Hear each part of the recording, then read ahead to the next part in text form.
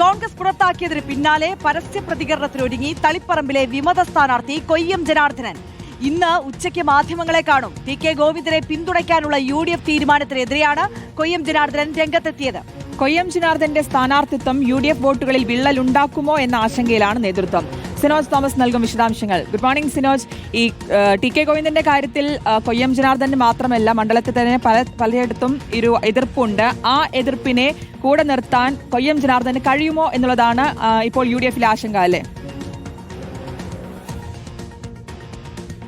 തീർച്ചയായിട്ടും ശ്രുതി ആര്യ, അതായത് തളിപ്പറമ്പിൽ കൊയ്യം ജനാർദ്ദനൻ കോൺഗ്രസ് പാർട്ടിക്ക് തലവേദനയാകുമോ ആ ആശങ്ക പാർട്ടിക്കുള്ളിലുണ്ട്. അതുകൊണ്ടാണ് KPCC അധ്യക്ഷൻ സണ്ണി ജോസഫ് ഉൾപ്പെടെയുള്ള ആളുകൾ നേരിട്ട് കൊയ്യം ജനാർദ്ദനോട് തെരഞ്ഞെടുപ്പിൽ നിന്ന് പിൻവാങ്ങണമെന്ന് ആവശ്യപ്പെട്ടത്.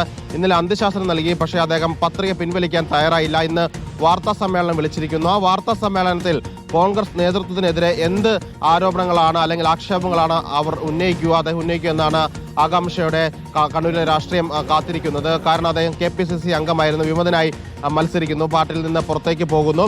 അതുകൊണ്ട് തന്നെ ശക്തമായ ഭാഷയിൽ കോൺഗ്രസ് നേതൃത്വത്തെ വിമർശിക്കാൻ സാധ്യതയുണ്ട്. കാരണം തളിപ്പറമ്പ് എന്ന മണ്ഡലം MV ഗോവിന്ദന്റെ സിറ്റിംഗ് സീറ്റാണ്. അവിടെയാണ് ടി.കെ. ഗോവിന്ദൻ എന്ന് പറയുന്ന മുതിർന്ന CPM നേതാവ് പാർട്ടി വിട്ട് പുറത്തേക്ക് വന്നപ്പോൾ കോൺഗ്രസും UDFും അദ്ദേഹത്തെ പിന്തുണച്ചുകൊണ്ട് സ്വതന്ത്ര സ്ഥാനാർത്ഥി നിൽക്കുന്ന സാഹചര്യം ഉണ്ടായത്.